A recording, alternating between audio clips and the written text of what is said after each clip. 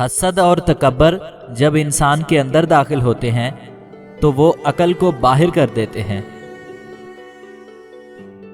قانون مکڑی کا وہ جالا ہے جس میں ہمیشہ چھوٹے ہی پھنستے ہیں، بڑے جانور اس کو پھاڑ کر نکل جاتے ہیں۔ ہمارے بچپن میں 3G اور 4G نہیں ہوتے تھے، صرف استاد جی اور بابا جی ہوتے تھے، ایک ہی تھپڑ میں تیز ترین نیٹ ورک آ جاتا تھا۔ کسی بھی صورت اپنے حوصلے کو مت گرنے دو، کیونکہ لوگ گرے ہوئے مکان کی اینٹیں تک لے جاتے ہیں۔ لوگوں کی سوچ چائے میں ڈوبے بسکٹ جیسی ہوتی ہے، پتہ ہی نہیں چلتا اور گر جاتی ہے۔ کچھ لوگوں کو ہماری ضرورت نہیں ہوتی، وہ بس یہ دیکھتے ہیں کہ ہم ان کے لیے کس حد تک مفید ثابت ہوتے ہیں۔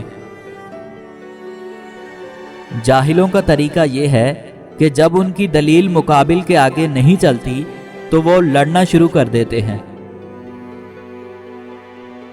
اگر بے حجاب، کھلے سر اور تنگ کپڑے پہن کر گھومنا اور اپنے چہرے یا جسم کی نمائش کرنا ماڈرنزم کہلاتا ہے تو میرے خیال میں جانور سے زیادہ ماڈرن تو کوئی بھی نہیں ہو سکتا۔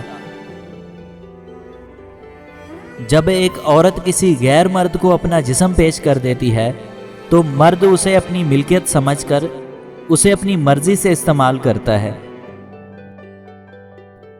حیا اور وفا جس عورت میں ہو، اس عورت سے بڑھ کر کوئی عورت خوبصورت نہیں ہو سکتی۔